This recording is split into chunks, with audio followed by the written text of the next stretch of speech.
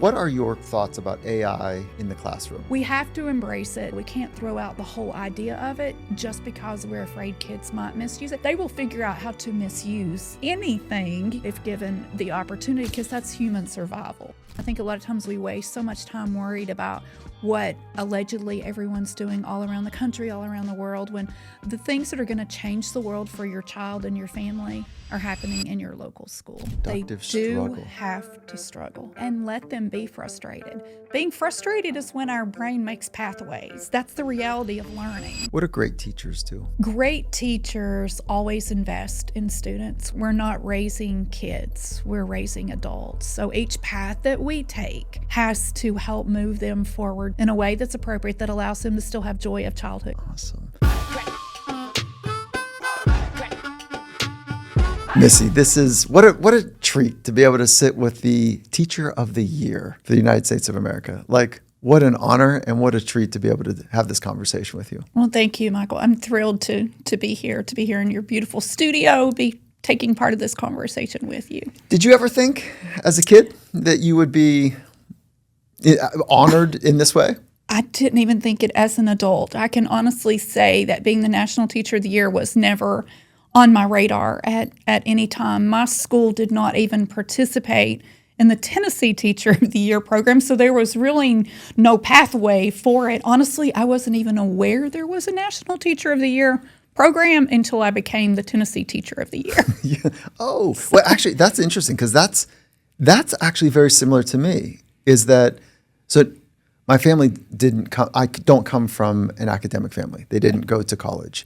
And so I was making it up as I went, and you know, they're helping me in their best ways. And so I got done with my master's degree program, and the dean of the school said, "Mike, everyone has submitted their letters of recommendation to me for the PhD programs. Like, did something happen that you didn't give me? You know, like, did something happen here? Because we were really close." Sure. And I said, "What do you mean PhD program?" Was I supposed to? And she's like, "Oh my God, are you kidding me?" Like, yeah. And she says, "Get your applications." So she was right. Like, she thought that I was on it. And so the idea, I bring that up because I didn't know either. I was like the one step in front of me taking that one, and the next step taking that one. And is that how you've done your career? It is. It's actually how I did my college career. I was also first generation, first one in my family to go to college, to complete college. And so a lot of times when you're that first person, it's like walking through the woods the first time, and you're having to push bramble out of the way and step over barriers to make it. And at times you think it's just going to be easier if I just go back. But what you don't understand at the time is that you walking down that path is going to clear it a little bit for the person behind you, and then the person behind them has a little bit easier time. So, and we still have students facing those things that we were talking about. You didn't know you were supposed to apply to a program. I didn't know, I didn't even know how to apply to college until a high school guidance counselor helped me. Same. Yeah, and you didn't know how to apply to become the National Teacher of the Year. No, right? definitely didn't even know it was a thing. There was a whole world out here that I was totally, new on. So I think people might be interested in, first and foremost, why have this conversation with you? Our community are decision makers in fast-moving, large organizations. Sure. They are, heads of fill in the blank, heads of whatever that they're doing, family, business, philanthropy. And so why have a conversation with the teacher? And it's really simple to me, is that I see the best coaches in the world as being great teachers. We're teachers. I see, and this was an idea from John Wooden, UCLA, one of the greatest basketball coaches in college history. And he saw himself as, people call him coach, but he thought he was a teacher, thought of himself that way. And so whatever it is that you're leading, there's teaching involved. Absolutely. And I want to center on that skill that you have. To be recognized as the National Teacher of the Year, you've got to know how to teach. So I would just want to open up. And there's three things that sing above the rest for me, is teaching skills, the relationship when teaching skills, and you've got a strong point of view there. And the third is when you bump up against tension or friction or there's some sort of, difficult part of the relationship where there's a challenge in what's taking place. So the relationship in itself, the challenges that come with that, and then the actual proficiency of teaching skills. So out of those three, where would you like to start? Let's start with relationships, because relationships are incredibly important in every situation, whether you're in the business world, whether you're at home with your family, whether I'm at school with students. Relationships are incredibly important. Our students learn best when they feel like teachers are vested in them and feel close to them and they want to learn from them. But I also have a very interesting take on that as well. There's a misconception in education a lot of times that we can love students into proficiency. We cannot love students into proficiency. We also can't legislate students into proficiency. No legislation that you pass is going to mandate that students learn. You can mandate programs and policies, but we can't guarantee what's going to happen during the learning process.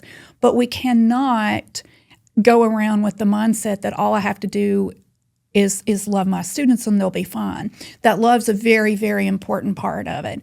But they also have to have really high-level, rigorous academic content delivered to them in a way that allows them to pick it up and achieve. The relationship's very, very important, but the delivery of the academic content is how we're going to change their lives. And the way I look at it, Mike, is like this. I love my children. Parents do. That's what we do. I also was really rough on them. Looking back, maybe a little too rough, because I wanted them to be able to perform to their best ability so that they could go out into the world and pick the career and the type of life they wanted to build. And that's exactly how I feel about my students. I mean, if I'm listening for gem per second, you just had a lot. So, all right, let me start in reverse order. But before I drill in, is that so we're talking about love, we're talking about relationships, we're talking about proficiency. You're saying that you can't love or legislate students into proficiency. That's correct. They're important. Every piece of it is important. Okay. And then you talked about, you didn't use the word ruthlessness. I wrote it down. Rigorous and high-level delivery. Mm-hmm. Rigorous and high-level delivery. And then you said, I'm helping people be their best, and sometimes I was a little too tough on them. Sure. My heart skipped when you said that. And I want to be great at that intersection. Sure. Of holding a standard. And the way that I do the standard bit is I close my eyes and I imagine what's possible for the person that I'm working with. Mm-hmm. And that's my work. And it's really sloppy just to kind of let it unfold and ask the person, like, what do you want? I've got to close my eyes and feel and see and imagine what's possible. And then I share it back. And if we agree on what that is, then it's on. Then that's where the growth happens. Yeah. But that's also where all of the tension happens. Yes. Everything prior to that is easy. Yes. It's information gathering. And I'd love for you to teach the listener who wants the best for their people, who wants a proficiency, who wants a high standard, who feels the stress of an output, who's got, whether it's Wall Street breathing down their neck or their manager, and they must get it done, and they really want to get it done. How do you manage that tension of what we think somebody's capable mm-hmm. of and holding that standard, and maybe not doing it in such a harsh way? Right. And that's where your leadership skills come in. By nature, teachers are pretty good leaders. We're in charge of multiple people every single day from all various backgrounds, just like employers, just like your CEOs, your coaches, all of those. But to be able to do it in increments and to convince people that I care enough about you to want you to be able to do whatever this top level thing is, but I will walk in front of you until you're ready for me to walk beside you.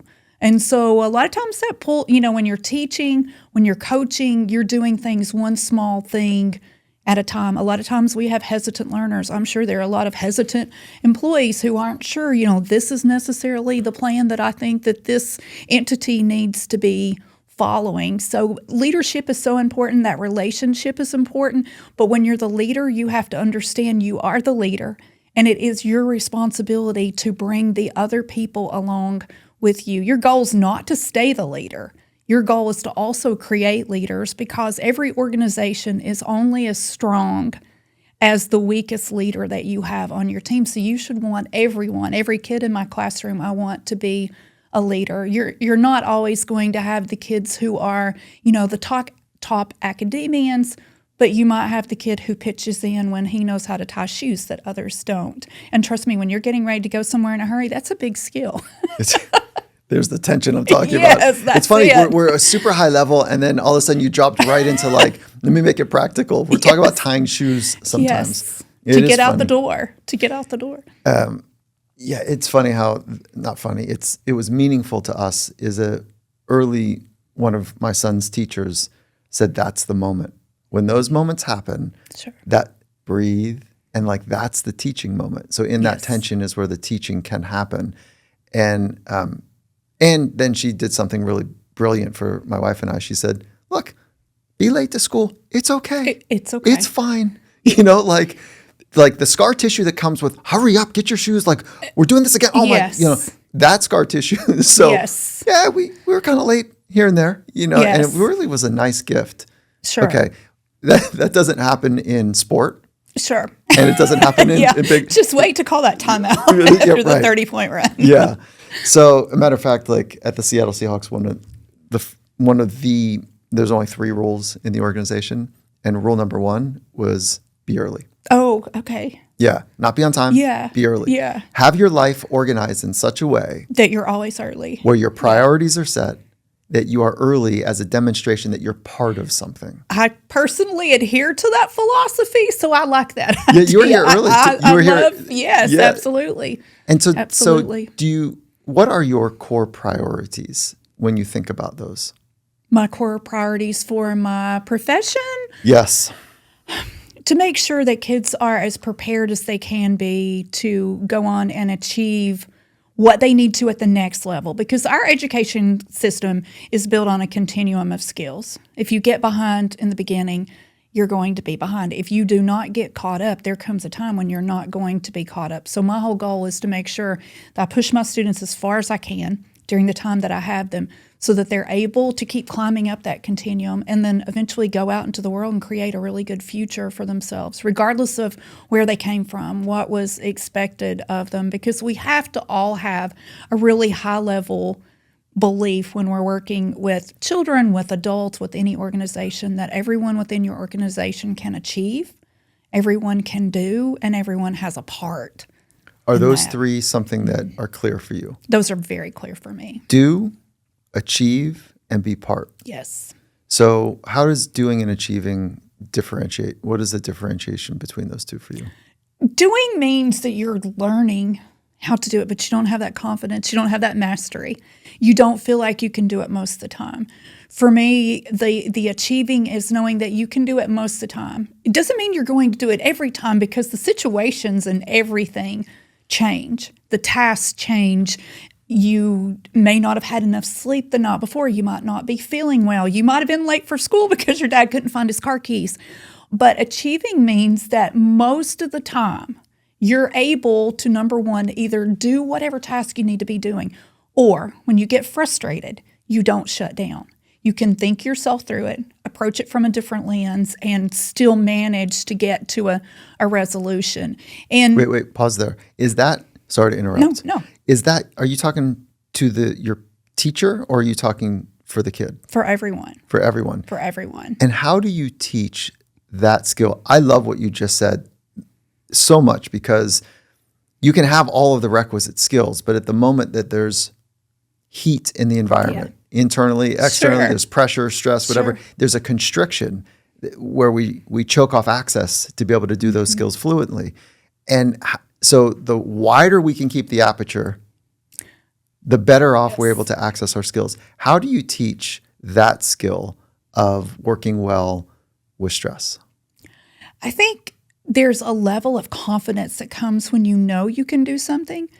And a lot of times you have to understand, I can do this. It's going to take me a second or two to be able to figure it out. But, teaching that management of stress to students is incredibly important. And our teachers do that every day. There are so many technologies that are available to us in education, more than any other time. But it's only a human teacher who picks up on, hey, this is too much at this moment. Step away. We'll come back to it in just a second. Or there's only a human teacher who's able to say, look at it from this angle. Because every single time that we solve a problem in a different way, it gives us a different pathway to do something. And it doesn't have to be that situation. We're going to apply that in other parts of our life. Oh, okay. And so you're talking again about the relationship as well. Sure. The relationship with stress, the relationship with the other person. And then you're talking about love is necessary, not sufficient. Mm-hmm. Okay. And you had mentioned that I wrote it down. You want the students to feel that you're interested in them and close to them. Yes.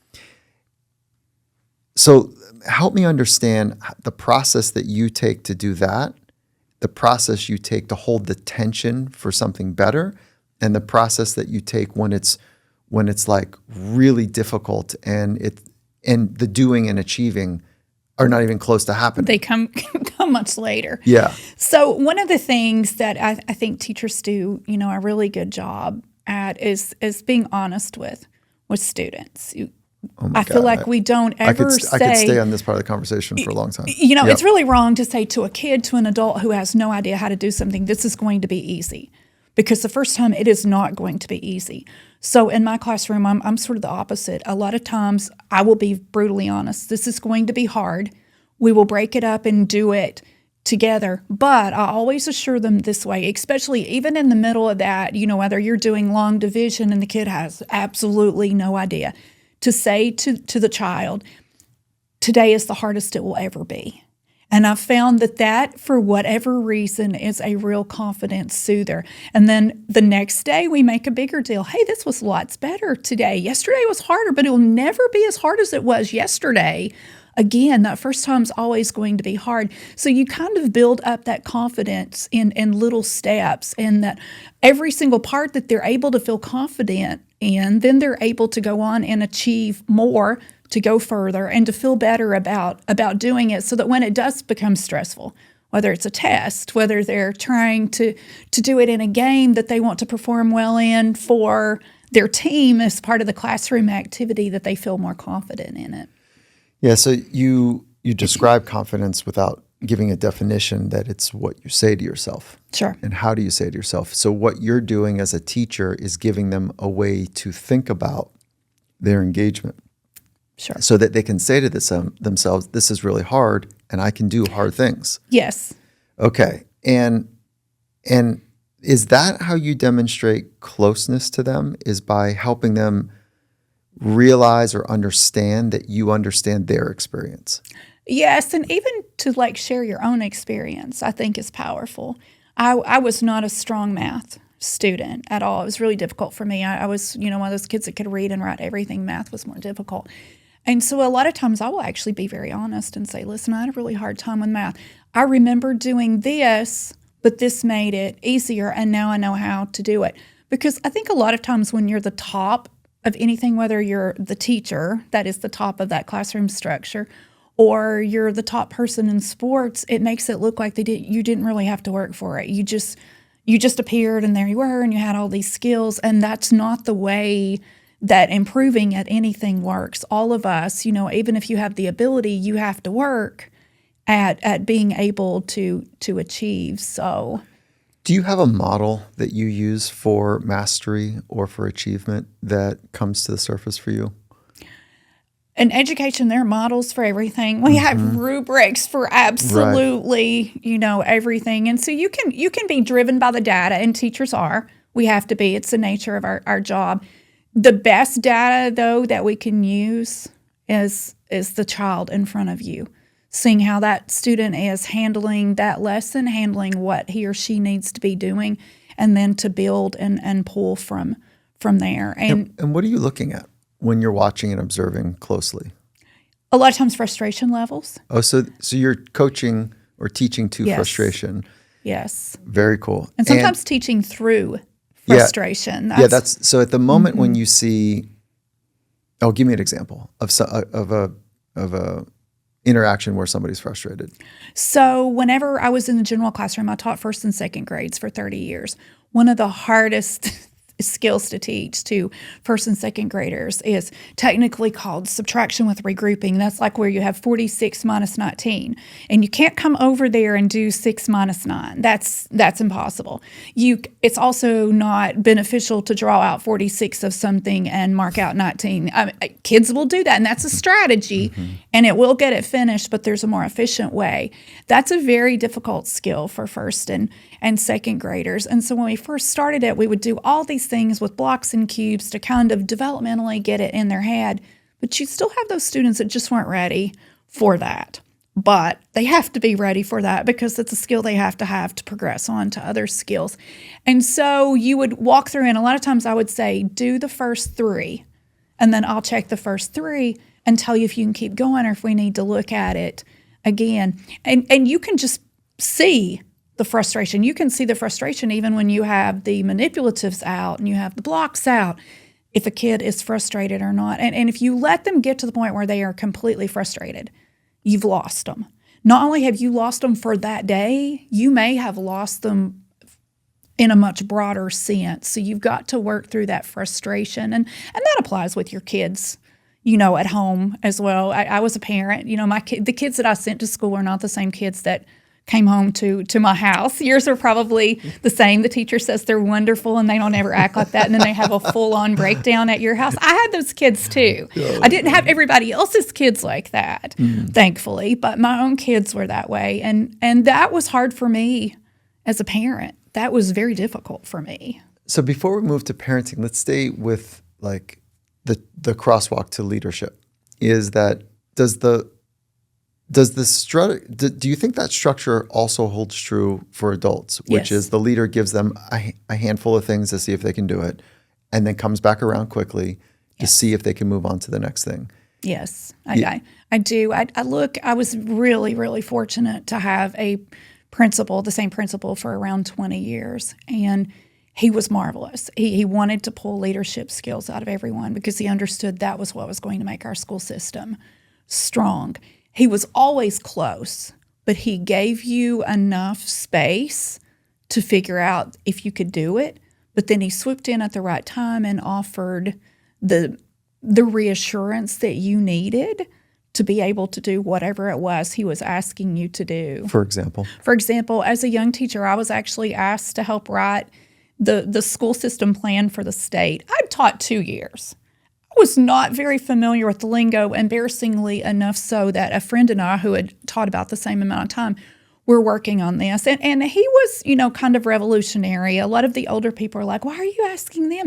They've only been here, 2 years. And his theory was, this is the framework for our school. Everyone needs to understand what goes into this, what we're expecting, what we're saying that we're doing. So the word was quartiles, like you divide something into fourth, you have quartiles. We were so unfamiliar with the lingo that whenever we typed it, we typed core, C-O-R-E, tiles all the way through the document. My goodness. So that is great. we send the document. Well, we don't even send it to him. This is before you sent it. You just typed it on the computer, printed it out. And he came back and he was like, okay, you guys did a really great job of explaining the literacy plan and how we're going to break it down into these quartiles. But let's go back and look, because this word is actually quartiles. We're dividing it into Your four math trauma parts. coming back to you. Yeah. My math trauma. But he could have totally squelched my spirit. And I would have never wanted to be involved with something of that level again, but he didn't. He didn't. He taught me. He led me through it. And now I love policy. I love that angle of education. So how did he do that? Like what? He was gentle. He was gentle and used some humor. Yeah. Used some humor in that, explained how it worked, and then gave it back to me to do again. He didn't do it for me. So he gave it back to you. And he said, okay, take another turn at it. Take it and let's try it again. What would happen? How would you manage that? Flip roles, right? That you're giving that project to another adult. And they had that and you worked well with the core tiles, and you worked well with that, and you had some fun, and you gave it back to them. But now it's late. Let's say that the first pass was, I don't know, a week late. That the person that gave it to you was a week overdue, and there's good reasons, let's say. Mm-hmm. And there's a kind of a fundamental thing that needs to get fixed, and it's got to have a fast turn, and it just doesn't look like it's going to get done. How do you manage that? That's tough. That's tough, and that's been tough for me the older I get. I'm on the older end now in this field, working with this latest generation. It's a little bit different. I feel like that those are things that we have to meet in the middle, and sometimes there's not a lot of meeting in the middle, and that requires that you have to choose at that time what's going to be important to me at this moment, getting it done, getting it turned in when it needs to be turned in, or me just totally taking it back. And I feel like sometimes when you're in those powerful positions, I mean, we're talking like CEOs, they do have to take it back because they will be the first in line if something happens. If that report's not submitted and the stockholders wanted it, they're going to be the very first one in line, to be accountable for that. So we can't release accountability simply because we're always worried about our perception as a leader, because you are ultimately the leader. You're ultimately the person in charge of that. So let's talk about accountability, because one of the things I love about school is that there's grades. Yeah. And hopefully effort with the right type of teaching, and you would get the requisite grade, if you applied yourself. Sure. And in business, we don't really have, in sport, there's grades. Mm-hmm. Just about everything is statted. There's every ball that you catch, every ball that you drop, every route that you run, well, not well. There's a piece of data, and it's public. And watched repeatedly. And watched repeatedly, and it's very public. And so how do you work with the public nature of accountability, and how do you work with just holding another person accountable to better work, to their best work? Yeah, and both angles of that are hard, because it's really, really hard to bump down the level of learning that happens within a school to just a set of numbers.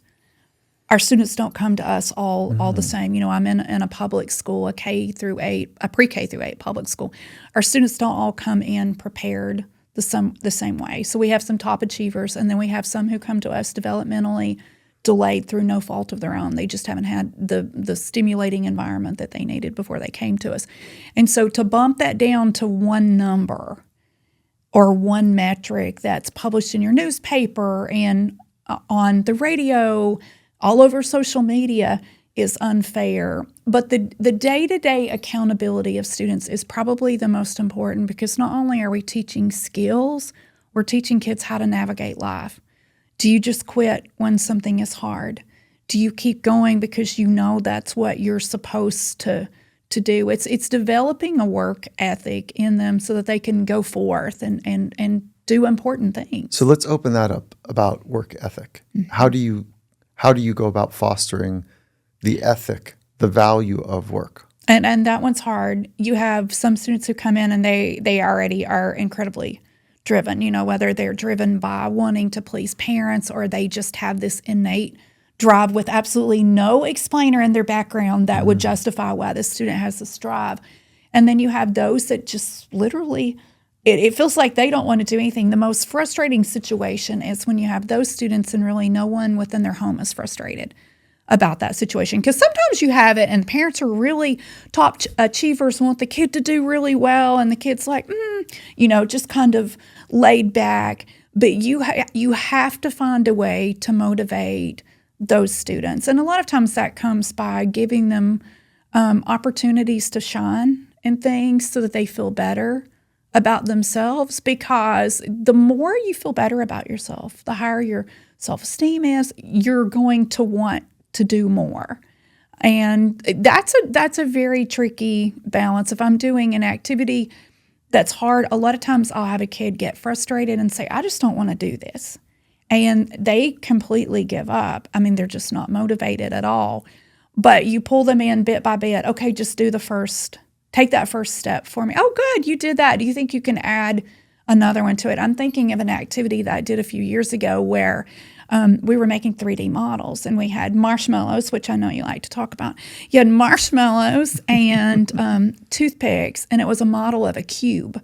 And so all I did at first was to hand them the marshmallows and the cube and just kind of watch and see what would happen.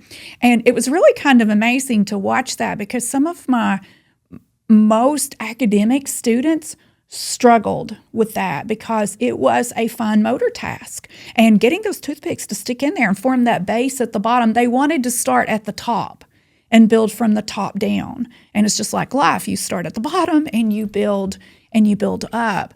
But that frustration level of that activity was through the roof until I said, okay, we're going to do the first one together, take everything apart. Someone tell me what we do first, and let the kids lead us through it. And then it was amazing that even the most resistant kid to wanting to try it, the one who was most resistant, was like, oh, I know what's going to happen. I know what's going to happen, because they felt confident after we had done that first step together. So, and when frustration, I'm going to go back to the frustration piece, because that's like the choke point.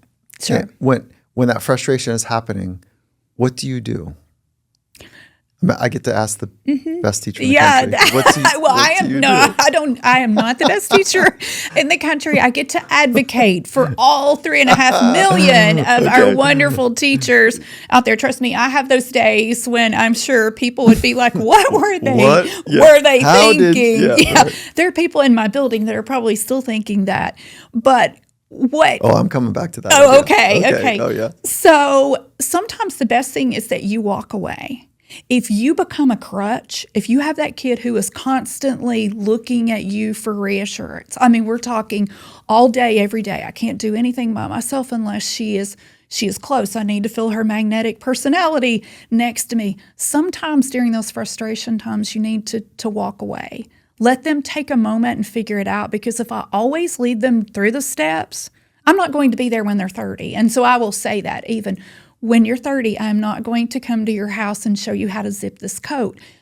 We've done it. You can show me how to zip the coat. And I know that's a non-academic thing, but those are our little things that are life skills, and it applies to academics as well. So sometimes you just have to step away. Sometimes you can coach them through it, but sometimes you have to step away and let them be frustrated. Being frustrated is when our brain makes pathways. That's the reality of learning. So, I love that you're talking about this, because this principle that we're talking about shows up in elite sport. Sure. And matter of fact, we coach coaches. It's something that, like, I don't know, call it like the Super Bowl or heading into a World Championships or the Olympics. The great coaches bring this to the surface, and they say, hey, everyone, let's not overcoach. Yeah. Let them figure it out. Yeah. Let them figure it out. So I just got back from supporting a team in Paris, Canadian volleyball, and it was amazing. Awesome. The two athletes, they took silver, the two athletes, Melissa and Brandy Wilkerson. It was an amazing moment. And the coach, Marcio Sicoli, he leans in. This is right before kind of the first match. Warm-ups were great. And he leans in and he says, go out there and open up all your senses. Smart. Isn't that? Open up all your senses. Pull everything. Yeah. Pull everything that you've done to get you here. Yeah. And get through it. You know, in education, we call that the productive struggle. It's called the productive struggle, that it will produce if you allow them to struggle through it. But they do have to struggle. Okay. It's just part of learning. I want to hit that, because the open up your senses is not overcoaching. It's not hold your frame, do this, make sure you attack here, remember the corner there. Open up your senses. Use what you know. Yeah. Mm-hmm. Gather the information. It's like be more animalistic, in the way that you're responding to the environment. And like, so good. Now, you said you were talking about like the frustration points that, no, that's not the phrase you just used. Productive struggle. So the productive struggle is giving them the space to struggle through something. Sure. What is unproductive and what is productive struggle? Unproductive is that you are to the point where you knock everything off the table, you rip your paper off, you put your head down, you have a tantrum, and you refuse to do it.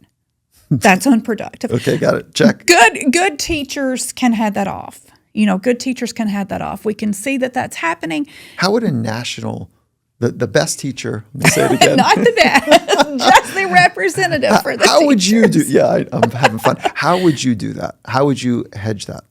A lot of times, go get a drink of water. Why don't you walk outside? Not outside the building. That would be dangerous.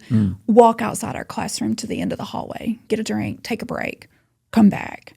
Because when you get to the point where you are that frustrated that you're not making any inroads, you're not learning. You're not learning. And a lot of times with the frustration level that students have, especially if they're very vocal about that, then they begin to interrupt the learning of everyone around them, which is unfair. Yeah. Yes, right. Okay. that's unfair. Yeah, very cool. So you're hitting the three that when it comes to like internal motivation, internal drive. DC and Ryan presented a model that helps somebody have high confidence, help them have a sense of autonomy, and then make sure that their relationships are intact. When those three are intact, competency, autonomy, and relationships, you get somebody that's internally driven. Sure. You hit all three of those. You've talked about all three of those. And the autonomy bit is like, let them be Let them do it. frustrated. Yeah. Let them get to a place, but make sure that you don't miss the sensitive window. Yeah. Right? If you let them, it sounds controlling, but if you miss that sensitive window on the other side of it, it is really hard to reel it back. It is, and it becomes about you. Oh, tell me more. It becomes about you because you already know how to do it. You walking them through every single step of the way doesn't help them. Oh, so there's two sensitive all. windows. So yeah, so there's the march up if you're doing too much, and then there's that sensitive window for productive. Yes. Give me the word again. Productive struggle. Then there's that window for productive struggle, and if you're on the outside of that window where they've gone too frustrated, there's too much struggle. Okay, that's really cool framing. I appreciate that a lot. Okay, now you said sometimes people wonder, why me? Tell me about that narrative. That is every single day as I walk through the studio, like when we got here, walking through the door, that was my question. Why do I get to live this life? I swear it is. And every single time that I'm introduced to this time, I tear up as they're reading my bio, in the walk up before it's time for me to walk up and keynote or do whatever I'm doing. I still tear up. Why do I get to be the one to lead this life right now and to get to represent America's teachers? There are 3.5 million incredible teachers out here working, to just ensure that our democracy continues by supplying, productive citizens who are educated and ready to go out into the workforce and careers and so forth. But why do I get to be the one? And how do you wrestle with that internally? It's tough. It's tough with an incredible sense of gratitude, of just this amazing sense of gratitude that I'm where I am and that I get to use my voice, hopefully to impact policies that will positively affect our students and teachers. I'm from a very, very small town, rural East Tennessee, not exactly, I will never be the loudest person in the room, definitely have opinions that I don't care to share, but to just be given. That you do not care to share? Not usually. I just want to make sure I heard you say that. Yeah, usually I'm okay with sharing them if it's something I'm really, really passionate about. So just to have this amazing opportunity, So, and especially at this point in my career. So you're grounding in gratitude. Absolutely. And how do I know that that's not just the nice thing to say? I know, sounds because really that's nice. what everyone should say. Yeah. I've just always had, I think, that lens of being grateful. I think that we have a choice. I do too. And our choice is we can be grateful for the good things and work toward making the things that aren't wonderful better, or we can get really, really better about it. I believe you, to be clear. And it's also, I don't think you're in a marketing mind. I listen for the marketing mind. Yeah. And I'm trying to pierce right through it because it's boring Sure. and it's written and it's campy and and so the reason I asked that question was more for the listener, not for you and me. Okay. Right? Was because how do we really know if somebody's grounded in gratitude? Yeah. You just show up that way. Try to. Yeah, sometimes you're self-absorbed, you mean? Absolutely. Absolutely. Everyone is. Yeah. That's why we get up and get ready every day. There's that part of it too. Yeah, that's why we do preparation because, in your book, you talk about, the fear of other people's opinions. And when I was reading your book, initially I was like, what is wrong with me? Because this is not, I don't spend a lot of time worried about what people think that. But then as you got further into the book, I was like, yeah, I do prepare so that I look as though I know what I'm doing. So yes, I guess I do have a fear of people's, opinions. I think we need, if you don't have it, you're probably a sociopath, you may a narcissist, need some, maybe a truly enlightened, it's the management, it's the recognizing of it and working with it that puts us on the path. Sure. So, okay, I absolutely believe that you're grateful. And then can you point to your purpose in life? Do you have a sense of what that is? I do. And it's evolved, through the years. And I think it's one of those things that once I sort of embraced it and instead of fighting it, that it became easier. So I was your typical older child, I don't know what that means. That means that I feel personally like sometimes parents, because we don't know what we're doing the first time. Well, I didn't know what I was doing the second time either, but wait. What does first time and second time mean? Between parenting the first child and the second child, got because it. there's a difference. I thought you were going the first time I was here on this planet, and now the second time I'm here. No. In the parenting lens, and there is a difference. I recognize that with myself. I see it, in my job. The over the top parents, who the kid had to always be the top flyer in the class. By the time they've had 3 or 4, they're like, he came with shoes on today, and that's all good. The kid's gonna be fine.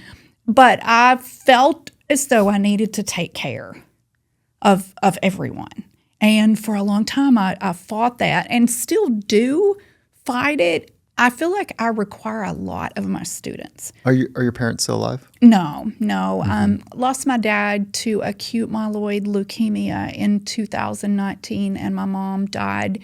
She was not in very good health, but she died pretty suddenly in 2016. So within the past, 8 years, I've lost both. Are you still in the grieving process?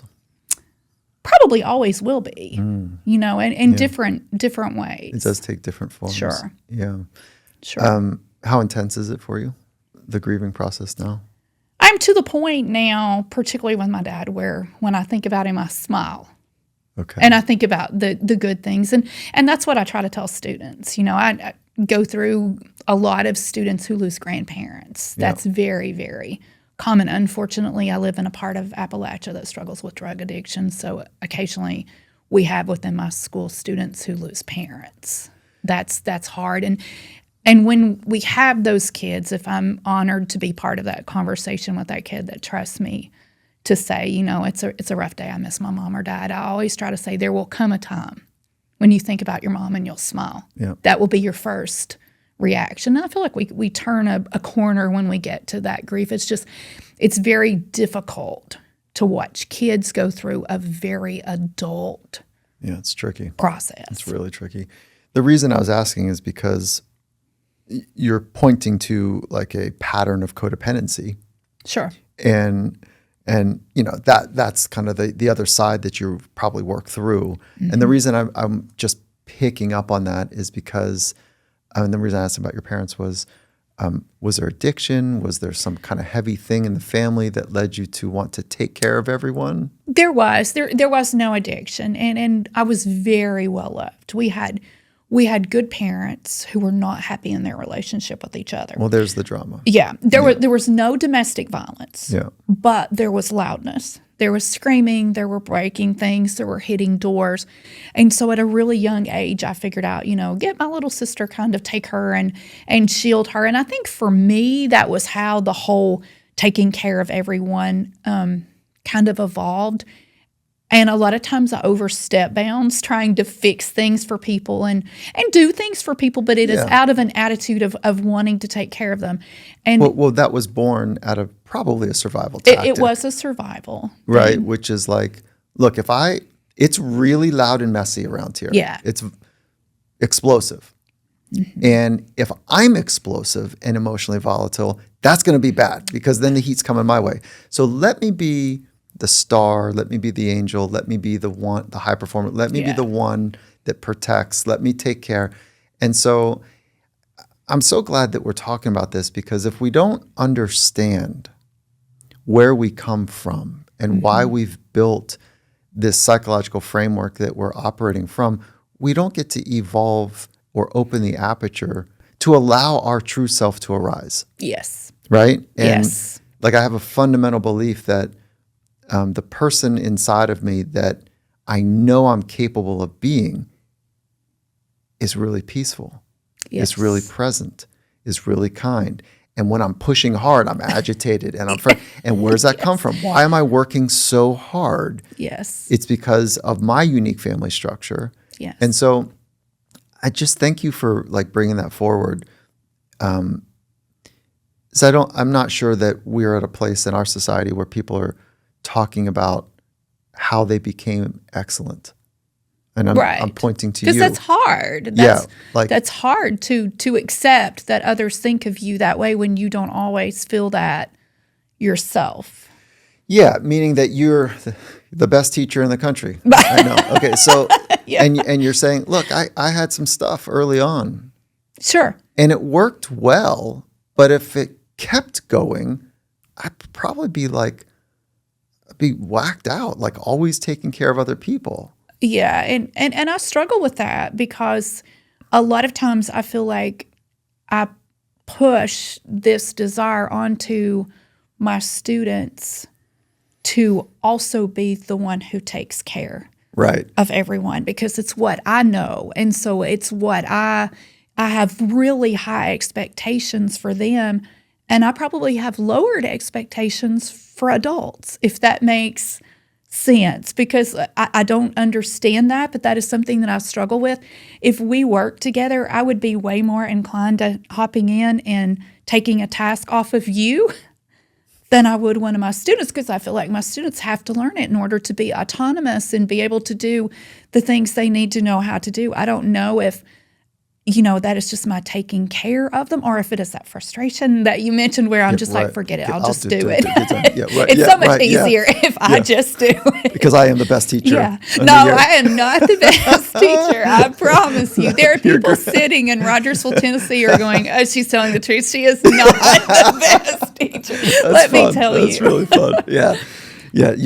What a joy. Like, I think about if I was being led by you, whether it was when I was younger or, in a professional setting, I'd be like, oh, she's going to hold a standard. Mm-hmm. She's going to be caring and kind.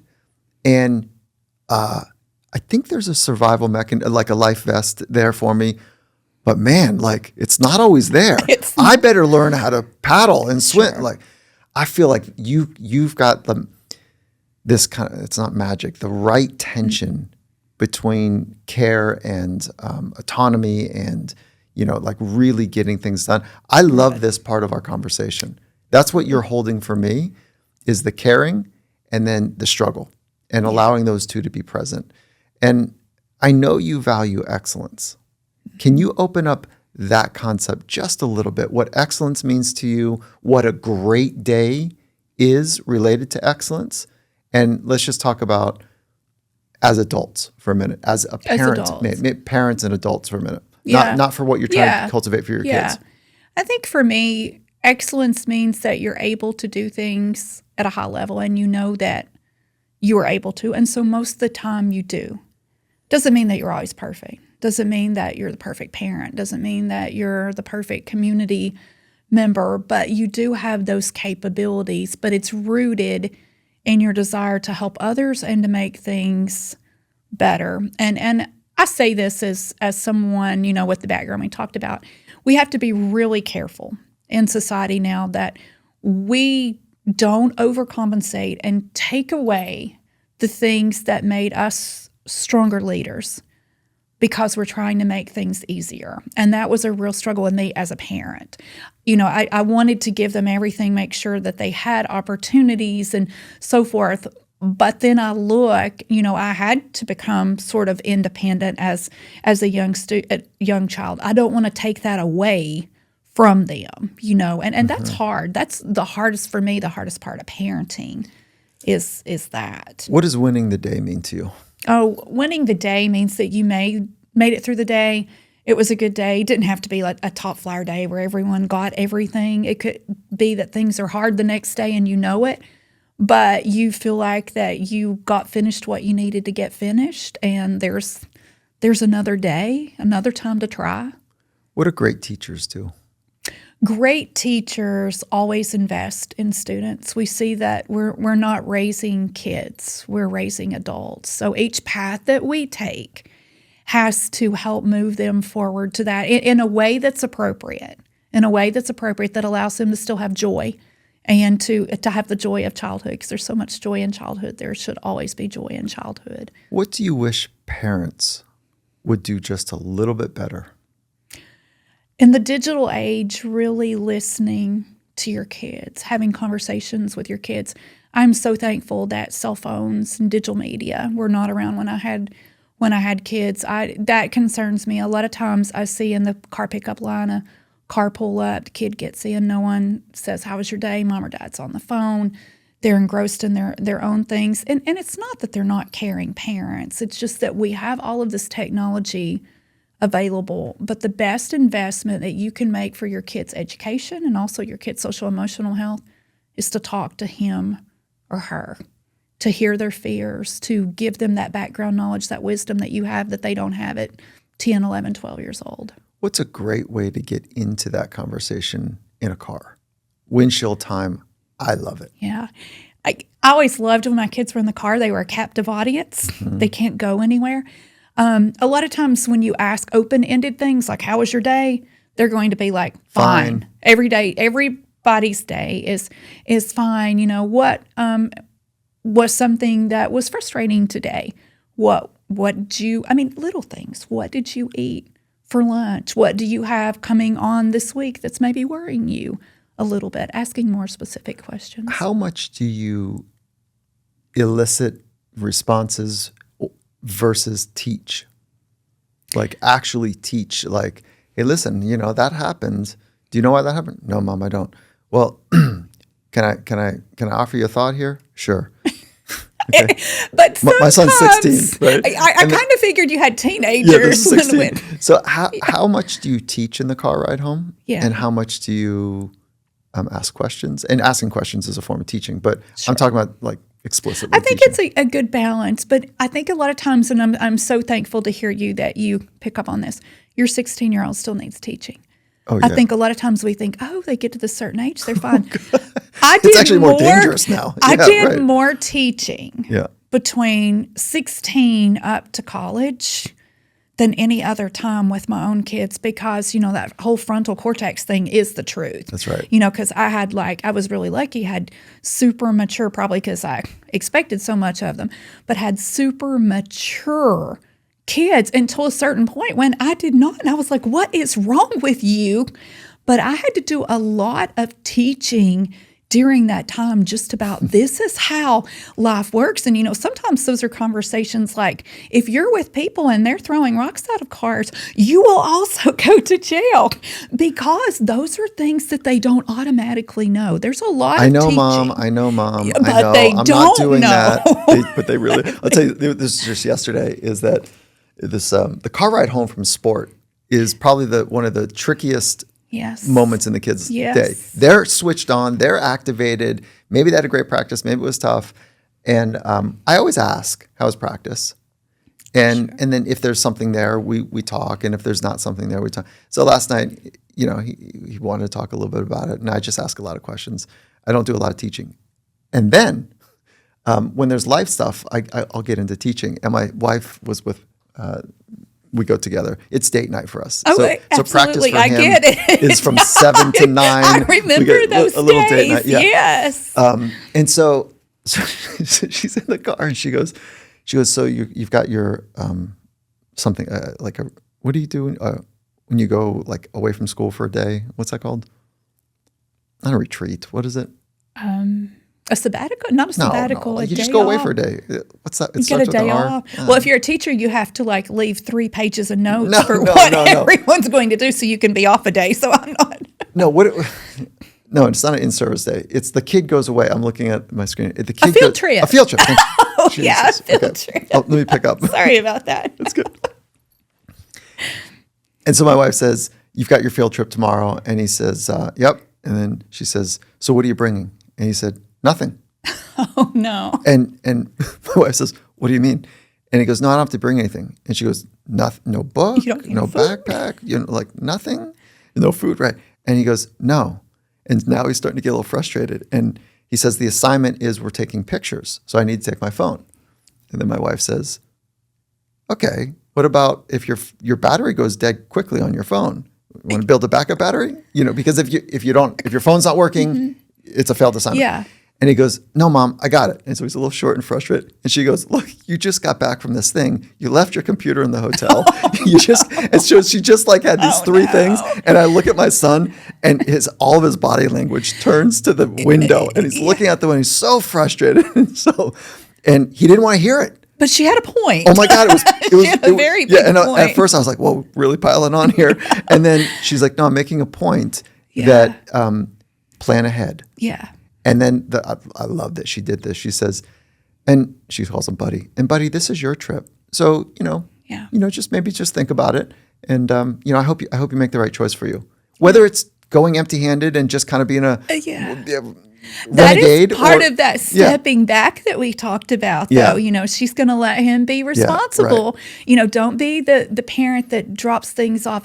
Whenever I taught 1st and 2nd grades, I would always tell parents at the beginning of the year, there's really, unless it's a medication, there's nothing that you need to bring that they forget. We will figure it out here. The cafeteria has lunches because the very same people who are dropping off in kindergarten and 1st grade are dropping off in high school because the child never learns that autonomy of learning to pack their own things and take accountability for themselves. So kudos to your wife that she gave advice, she taught, and then she said, hey, it's your day. Lovingly. Yeah, lovingly. Without like, it's your day. Like it's you your figure day. it out. Yeah. But we do have to teach them that. And I'm interested to know, was your son, like before this, was he one of those kids that you thought, I'll never have to have these conversations with him?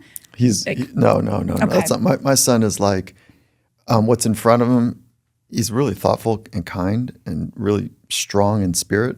And what's ever in front of him is the thing that he's going to really apply himself to. But later, I don't know. Yeah. So like thinking ahead is not a thing at this point yet for him. Mine went from really intense thinkers to by the seat of their pants. Right. Yeah.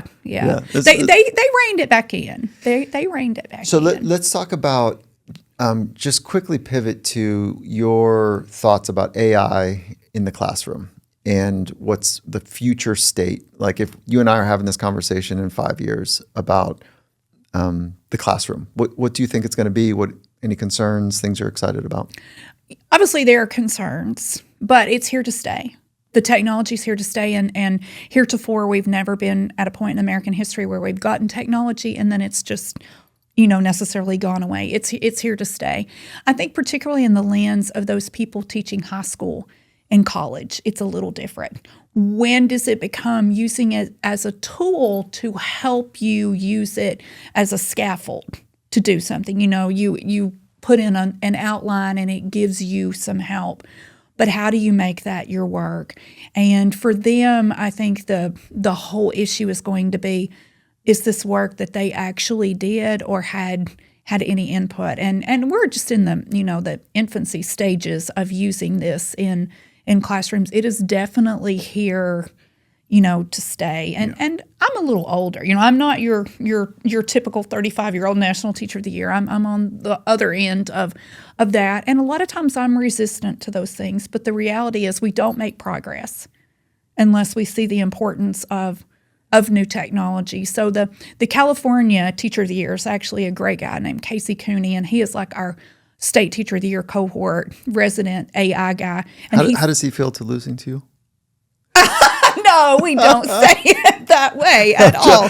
Trust me. Yeah, your pause was like, why would you ever? I was like, why are you doing that? Hey, listen, you talk about a top-notch winner, but he is constantly not just teaching his students ways to use AI to make them better students. He's teaching us. We have a group me, and he will constantly put things in there. And he's like, hey, did you guys know you can do this? You can do this on Canva with a slideshow. And I'm a little resistant to technology. I'll own that. A lot of it's my age and the fact that, sometimes it takes me longer to learn something than to just do it the way I already know. Even if the way I already know is not as efficient, that's another one of those character quirks.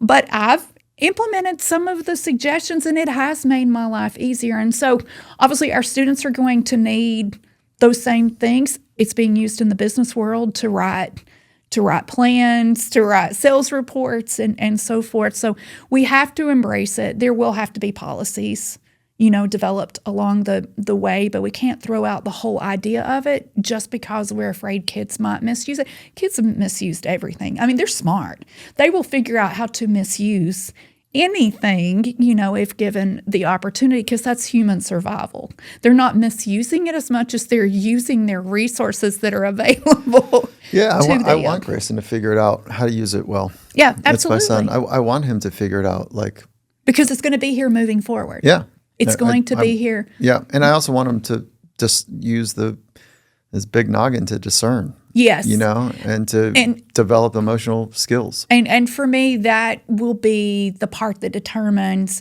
if this is incredibly successful in 5 years or if it kind of levels off.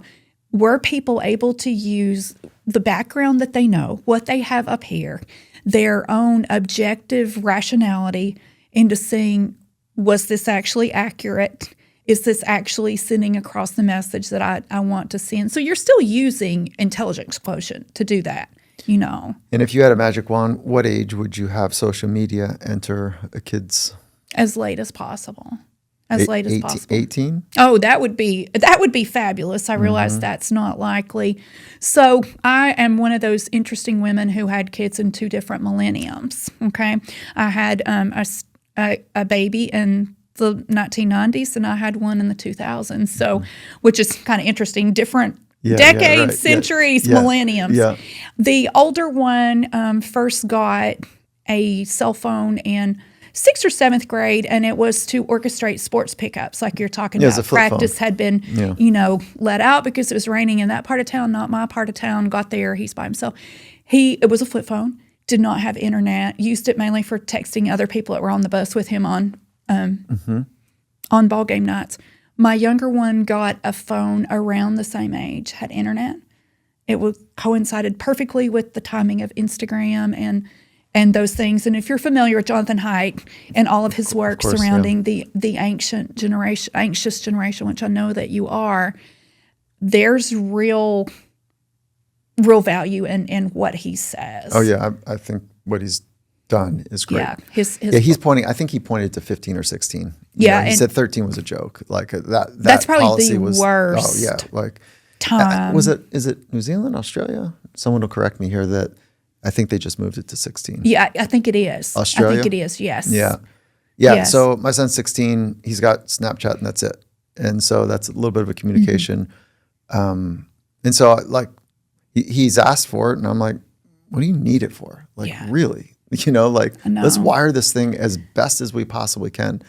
I love that he is not on social media. Yeah. I would be thankful. His school did everybody a huge favor as they took cell phones away this year. Yes. Great choice. And that helps parents as well, because you don't have to be the parent who's not sending the phone. But I didn't have Instagram until I became National Teacher of the Year. Did not. I had Twitter for news and sports updates. I did not have Instagram. And immediately I started getting requests from first and second graders in my school to follow me, which is sweet. Right. Like But what? I'm like, why in the world? Why do they have a phone? Number one. Number two, why are they on Instagram? So, Jeez. All right. So let's clear your palate. Couple quick hits. sure. Okay. It all comes down to How hard you're willing to work to help others succeed. success is Knowing that you can do something and being confident that you can do it. my vision is That we all get to a point in our country where we treat each other with equality and inclusivity again. again.